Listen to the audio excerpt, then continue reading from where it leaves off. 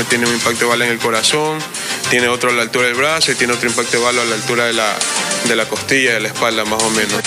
El desgarrador testimonio del padre que vio cuando su hijo recibió impactos de bala tras un enfrentamiento entre un policía y delincuentes en una heladería del sur de Guayaquil. Inició la vacunación contra el COVID-19 en niños de 6 a 11 años de edad. La inmunización se realiza en unidades educativas fiscales y particulares y en los centros de salud más cercanos. Empezó la investigación por los Pandora Papers. En la Comisión de Garantías Constitucionales se debate si los familiares del presidente Lasso deben ser llamados. Informe especial. Los cuerpos de bomberos de Manabí en crisis. Algunos cuarteles funcionan sin contar con condiciones básicas para operar.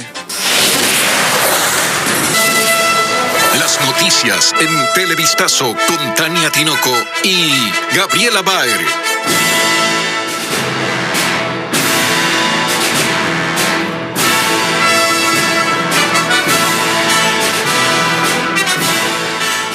Hola amigos televidentes, comenzamos Televistazo con el seguimiento del caso en el que un niño de 11 años de edad falleció en medio del fuego cruzado entre un policía y delincuentes en una heladería en Guayaquil. Una muerte que conmociona al país. Gaby. Una tragedia, Tania y amigos. Escuchemos el desgarrador testimonio del padre del pequeño Sebastián, una de las más recientes víctimas de la ola de delitos en Guayaquil. Merlin Ochoa nos informa que aún no hay detenidos por este caso. En medio de mucho dolor y tristeza, la mañana de este lunes fue retirado de la morgue de un hospital el cuerpo de Sebastián, el niño de 11 años que fue asesinado la tarde del domingo dentro de una heladería en el sur de Guayaquil. Según información oficial, al local llegaron 2 delincuentes en una moto. Uno de ellos rastrilló un arma de fuego y dijo que era un asalto. Dentro del local estaba un agente, quien luego de decir "alto policía", fue atacado a bala por los delincuentes, dando inicio a la balacera. En una de las mesas estaba un señor junto con su esposa, su hija y su hijo. Ante las detonaciones, el niño se puso de pie, quedando en medio del cruce de proyectiles. Su padre, evidentemente destrozado, da más detalles del mortal enfrentamiento. El ladrón y comencé a disparar hacia la zona donde está el policía y el policía hacia la zona donde estoy yo, porque yo estoy al lado del ladrón. Alcancé a mi hija a tirarla al piso, yo traté de tirarme, pero mi hijo por el miedo, no sé, la vio a la mamá que estaba hacia la derecha, salió corriendo, traté de cogerlo, no alcancé, traté de cogerlo del pie para tirarlo, ya cuando lo fui a sacar del piso ya le habían impactado. Según el parte policial, el menor llegó a esta casa de salud sin signos vitales y su cuerpo tenía 4 heridas por el paso de proyectiles de arma de fuego. Mi hijo tiene un impacto de bala en el corazón, tiene otro a la altura del brazo y tiene otro impacto de bala a la altura de la costilla, de la espalda más o menos. Hasta el cierre de este reportaje, por este crimen no había detenidos. Solamente los que estuvieron en ese lugar van a lograr determinar las trayectorias de los disparos. Toda esta información recabada ha sido puesta a órdenes de la autoridad y levantada a través de cadena de custodia con las unidades especializadas. Un hecho de violencia criminal que arrebata la vida de un niño y que ha conmocionado a un país.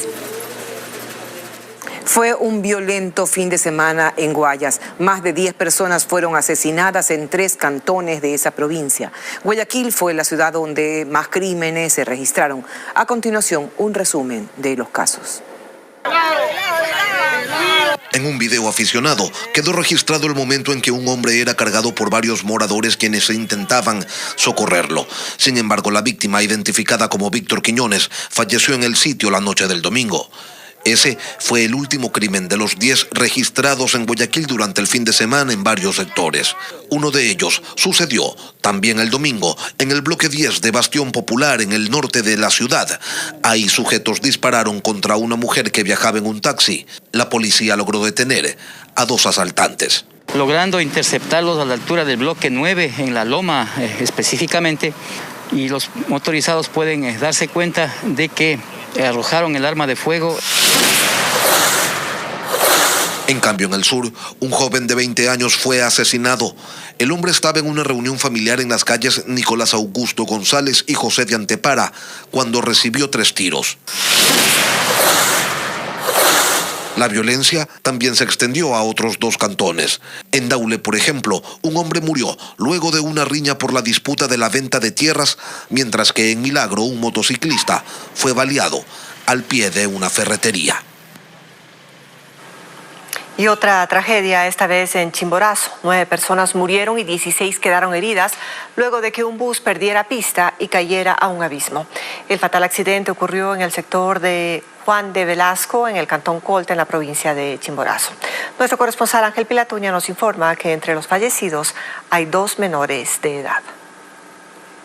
El fatal accidente ocurrió la madrugada de este lunes. Fueron 9 las víctimas mortales y 16 los heridos que dejó este siniestro. Según información preliminar, el conductor de un bus interprovincial perdió pista y luego el vehículo cayó por un abismo. A los miembros del cuerpo de bomberos les tomó varias horas las labores de rescate.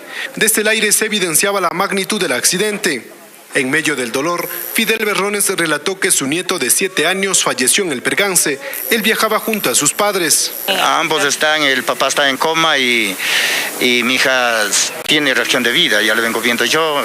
Giovanni Sánchez, oriundo del cantón Quero de la provincia de Tungurahua, perdió a 2 de sus familiares, su hermano y su sobrina de 6 años, que habían viajado para celebrar el cumpleaños de la pequeña. Retirar a la bebé de 6 años y retirar al padre de 28 años, 27 años, es un dolor muy grande, señor. El fiscal Jorge Tenemaza confirmó la lista de 9 fallecidos. De los 9 fallecidos contamos con 5 hombres fallecidos, entre ellos un niño de 7 años, 4 personas de sexo femenino, también entre ellas una niña de 7 años.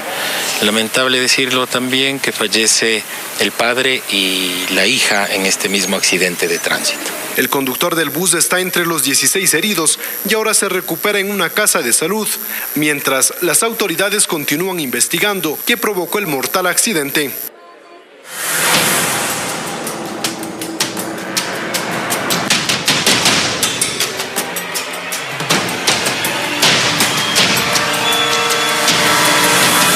Bomberos en crisis.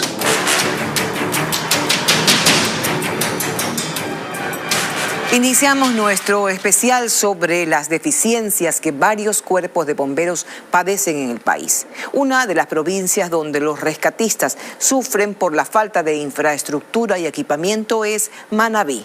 Más de 5 años después del terremoto, ciertos edificios bomberiles continúan destruidos y su rehabilitación ha quedado como una mera promesa luego de 3 gobiernos. José Carlos Alvarado visitó estos puntos y nos trae más detalles de la situación.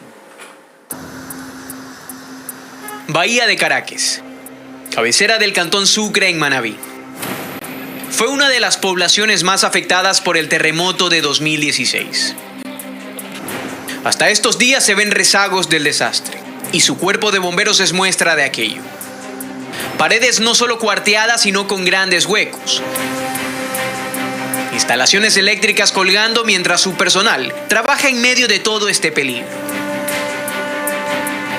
Su planta alta funciona en parte como bodega. Hay varillas, materiales de construcción y mobiliario abandonado. Ricardo Ordóñez es el jefe de esta entidad y además representa a todos los bomberos de Manabí. Comenta que se ha cansado de esperar por recursos prometidos para la rehabilitación de este edificio, por lo que junto a su equipo ha decidido sacar de su propio bolsillo. Estamos recogiendo un recurso para reparar este edificio. Este es el 3er gobierno, en donde hace 2 años se empezó con el Banco de Inversiones Europeo, justamente no solamente para nuestra estación, nuestro cantón, sino cantones vecinos de Manabí. El Cuerpo de Bomberos de Bahía de Caracas atiende cientos de emergencias al año. Paradójicamente, esta misma entidad se encuentra en una debido al estado de su infraestructura, como podemos observar. 6 años después del terremoto, los recursos para rehabilitar edificios no llegan ni a este ni a otros cuerpos de bomberos de la provincia de Manabí.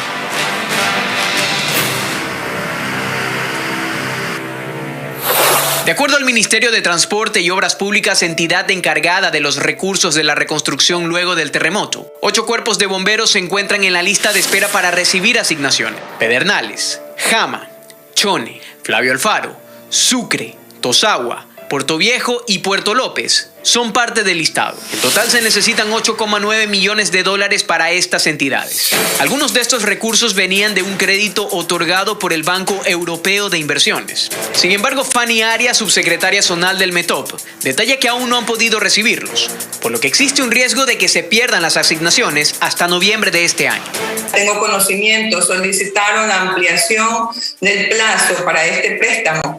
Aún no teniendo respuesta, hemos vuelto a insistir para que se nos conceda y se nos ayude con la ampliación del plazo y poder contar con los recursos necesarios para poder contratar estas obras que son de gran importancia para la provincia.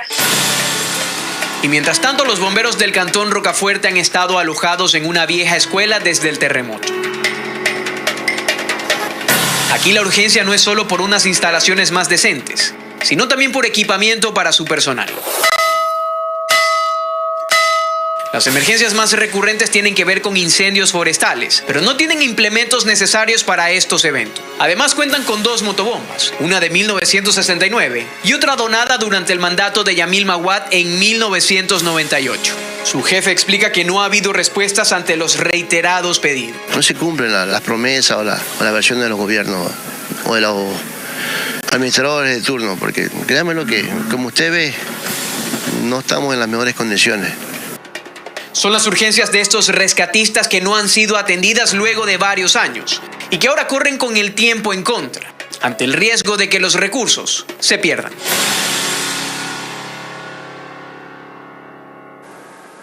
En otro tema, la Comisión de Garantías Constitucionales de la Asamblea inició la investigación sobre los Pandora Papers y los supuestos vínculos del presidente Guillermo Lasso en el caso. Patricio Díaz estuvo en la sesión y nos cuenta lo que se decidió sobre la familia del jefe de Estado. Lo primero que analizó la comisión fue un pedido del asambleísta Gruber Zambrano para que se revea la decisión de incluir en las comparecencias al hijo y esposa del presidente de la República.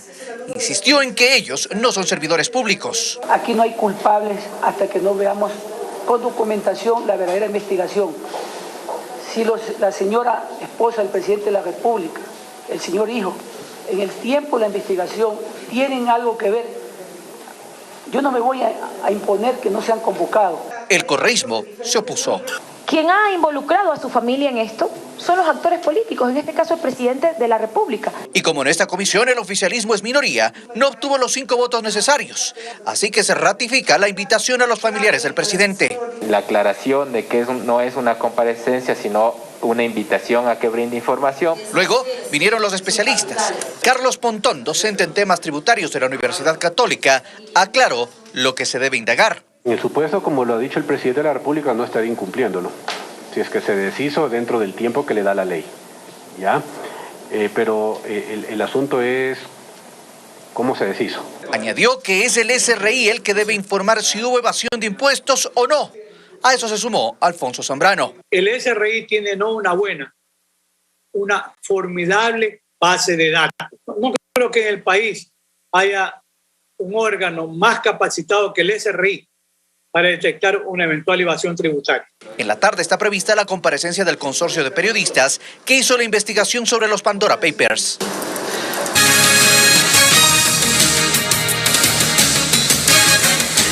Una jornada de protesta se vive durante este lunes en algunas carreteras del país. Agricultores se tomaron tramos para pedir mayor atención del gobierno nacional. Nos contactamos con José Carlos Alvarado, quien nos cuenta cómo se ha vivido esta manifestación. Te escuchamos, José Carlos.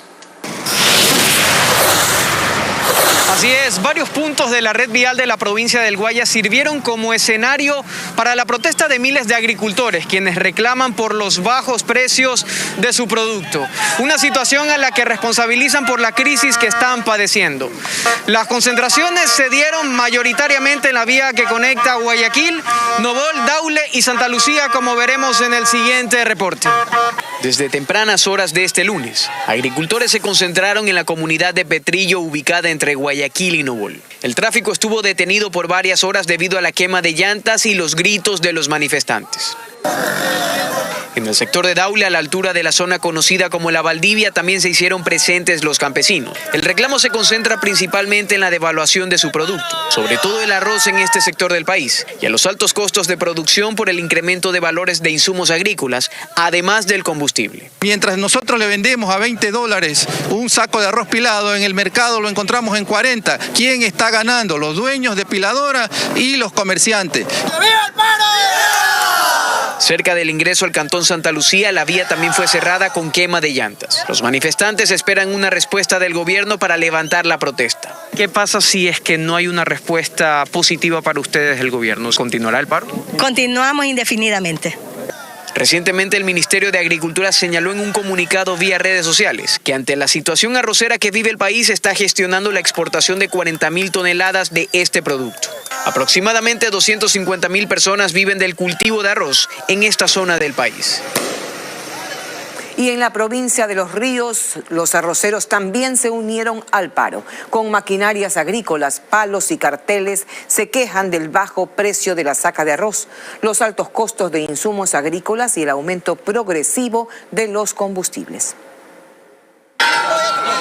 Decenas de agricultores volvieron a bloquear las vías en distintos sectores de la provincia de Los Ríos. Este lunes, desde muy temprano en la vía Babahoyo, Pueblo Viejo, los manifestantes se concentraron y allí quemaron llantas, exigiendo que se respete el precio oficial del arroz. La piladora nos dice, estamos pagando a 20, si es que quieren, si no vayan a vender a otro lado. ¿Y nosotros qué hacemos? ¿A quién le vendemos? No tenemos a quién vender. Luis Contreras señala que también se debe tomar acciones para controlar el sobreprecio de los insumos agrícolas. No nos alcanza por vender una saca de arroz a $18 para comprar un saco de burra a 36 €, no nos alcanza.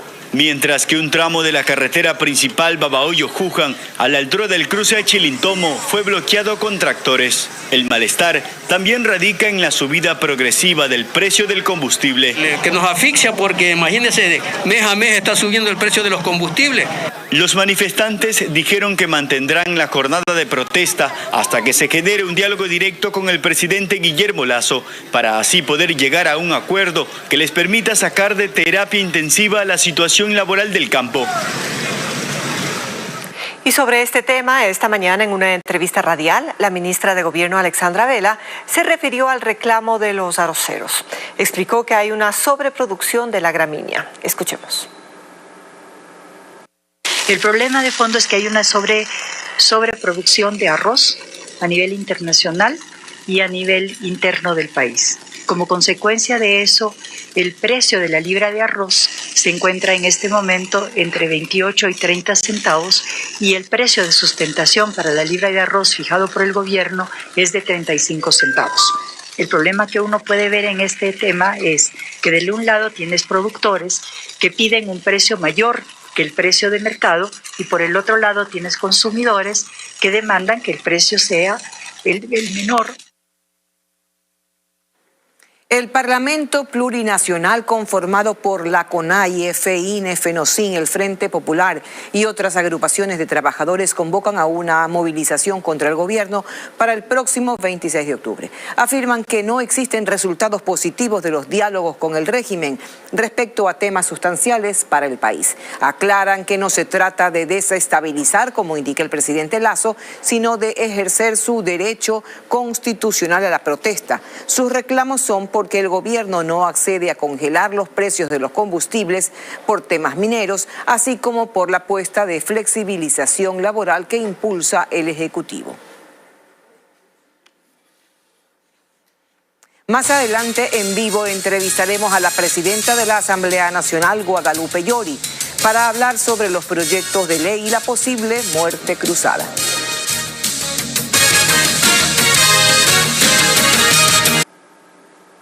Seguimos con más noticias. No habrá mayores modificaciones en el nuevo proyecto de reformas laborales que el Ejecutivo remitirá a la Asamblea Nacional en los próximos días. Según el ministro de Trabajo, el régimen espera que la Asamblea, durante el trámite de la ley, mejore la propuesta. El nuevo proyecto de reformas laborales que remitirá el gobierno a la Asamblea Nacional no tendrá demasiados cambios en relación al texto original de la Ley de Creación de Oportunidades. Y eso tiene un motivo, según el ministro de Trabajo.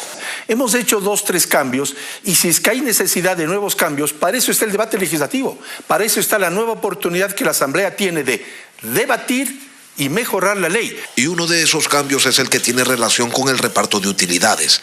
El proyecto original señalaba que el 15% de utilidades se repartía únicamente entre los trabajadores. Ahora se propone mantener el actual sistema. Ante petición expresa de algunos trabajadores y de la opinión pública, porque este gobierno sí sabe escuchar, hemos establecido que el 15% sea dividido 10 para los trabajadores y 5 para las cargas familiares. Pero si se va a insistir en la eliminación de la jubilación patronal para los nuevos contratos, que con ello se busca alentar a la contratación de más personas, indicaron. Nadie va a perder su jubilación patronal aquellos que han venido trabajando más de 20 años en una misma empresa, con el Código del Trabajo que no lo topamos. Lo que establecemos es que en la nueva ley, que es alternativa y voluntaria, no existe esa figura. Decía el ministro que con el plan del gobierno de crear 2 millones de empleos se beneficiará también al Instituto Ecuatoriano de Seguridad Social por los nuevos aportes que representará para un sistema que también se encuentra en crisis. Como anunciamos, hoy nos acompaña la presidenta de la Asamblea, Guadalupe Llori, por cuyas manos tendría que pasar también una posible muerte cruzada, que unos dicen que se avecina y otros que no. Gracias por estar con nosotros. Hay una reciente declaración del presidente Lasso que dice que el reloj está corriendo y que el decreto para la muerte cruzada está listo. ¿Están listos también para esto en la Asamblea? Muy buenas tardes, estimada Tania. Buenas tardes al pueblo ecuatoriano. Muchas gracias por invitarme. Yo quiero empezar mi intervención indicando que el presidente de la República ha entregado 3 proyectos de ley a la Asamblea Nacional. 2 de ellos están en trámite en la Asamblea Nacional y el 1 se le ha devuelto para que subsane los errores. Yo pregunto, ¿dónde está el bloqueo?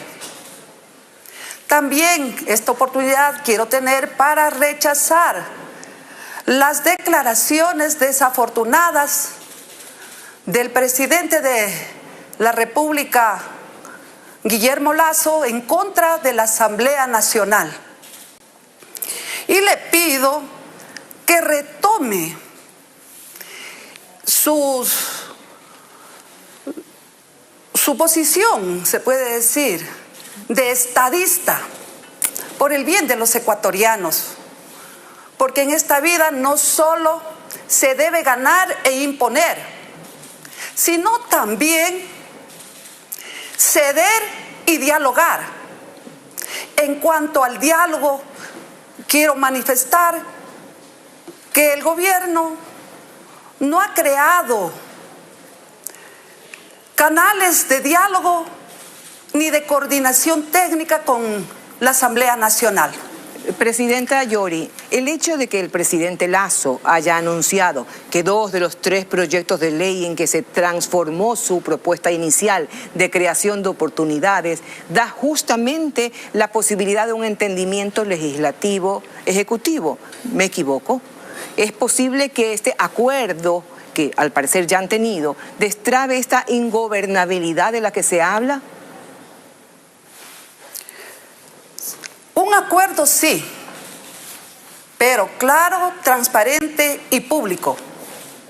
La Asamblea Nacional siempre ha estado dispuesta a fortalecer la reconciliación, la unidad nacional y también la gobernabilidad.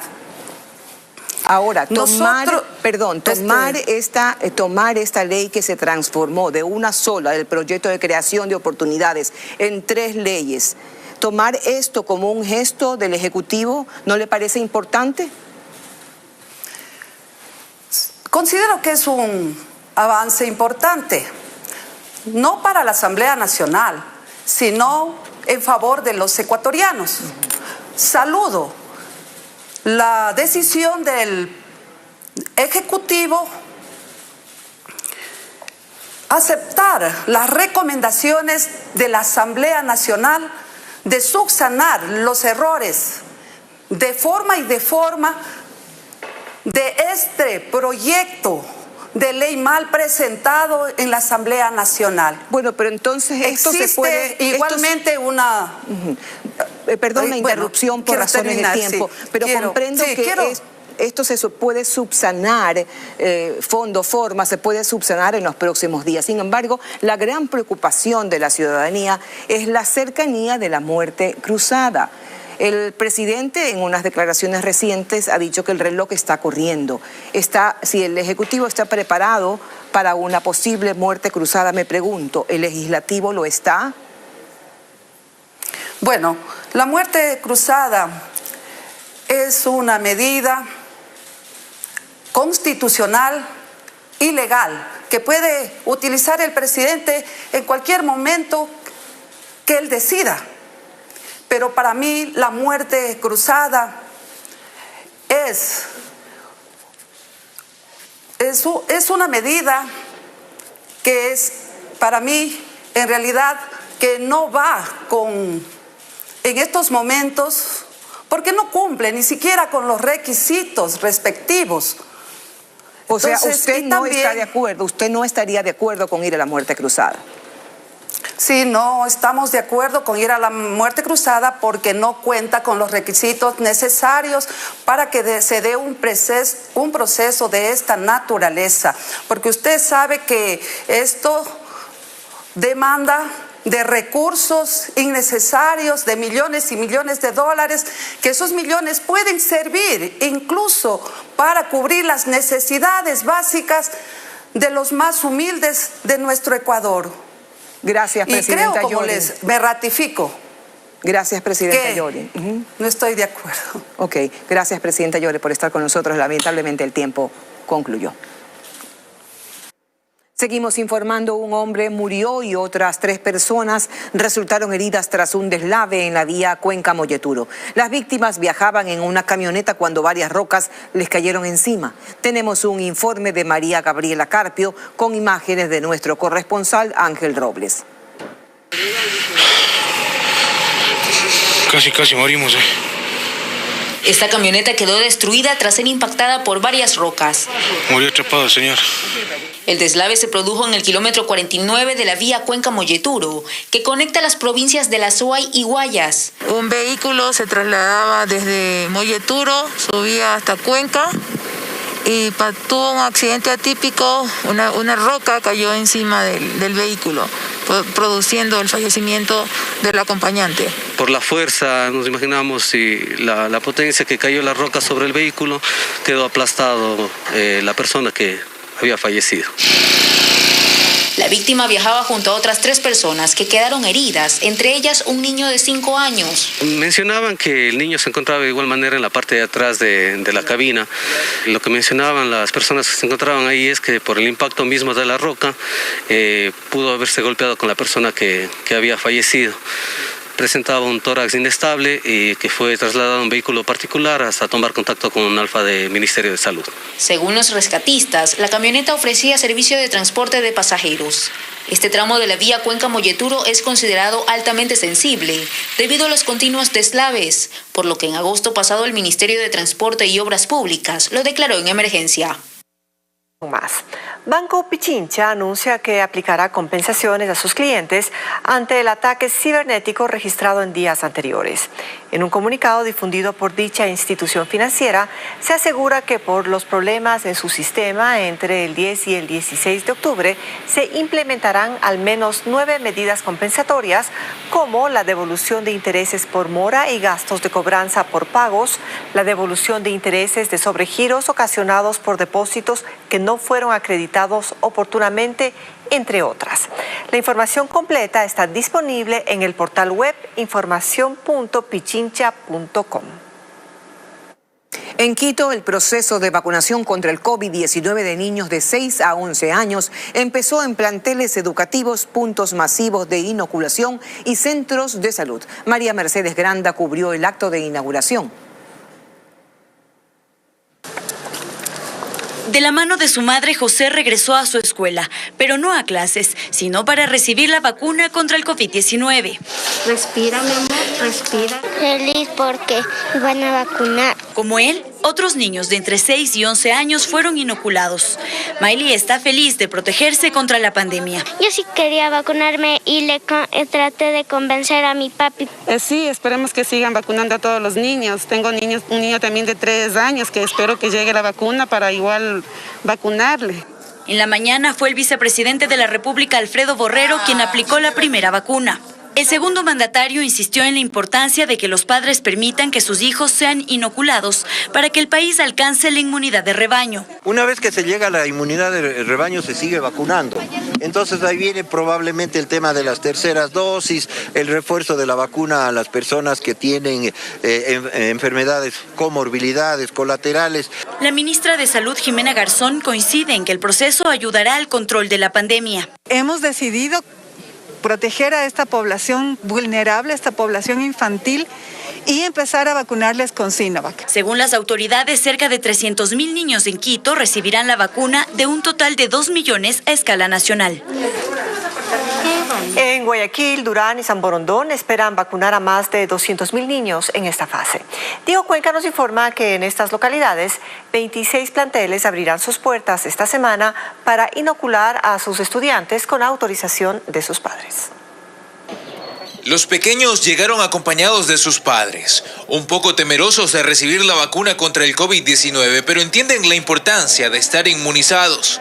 Porque ya podré salir, estar un poco más tranquilita. Bien, porque ya puedo entrar al estadio. La otra vez fui al estadio y no me dejaron entrar. ¿Por qué? Estaba vacunado. Son niños de 6 a 11 años que desde la mañana de este lunes acudieron a la unidad educativa Vicente Rocafuerte, uno de los puntos de inoculación en Guayaquil. Entre 6 y 11 años van a recibir Sinovac con un intervalo de 28 días. Los niños de 5 años van a recibir dosis de Pfizer con un intervalo entre 28 y 84 días. La Coordinadora Zonal de Salud señala que entre Guayaquil, Durán y San Borondón esperan vacunar a más de 200,000 estudiantes. Tenemos programados vacunar en 26 unidades educativas, entre privadas, públicas y municipales. En la unidad educativa San Luis Rey de Francia, en el suburbio de Guayaquil, sus autoridades y representantes de familia aseguran haber esperado este momento que impulsa el retorno presencial a clases. En la medida de lo posible ya sea factible el retorno progresivo a clases. Es indispensable que los niños reciban la vacuna. Los pequeños que pueden ser inmunizados deberán tener el esquema completo de vacunación contra otras enfermedades contagiosas. Y con esta información concluimos Televistazo. Gracias como siempre por su amable sintonía. Tania. Y habrá más información a las 19 horas en Televistazo Estelar. Los esperamos. Un abrazo.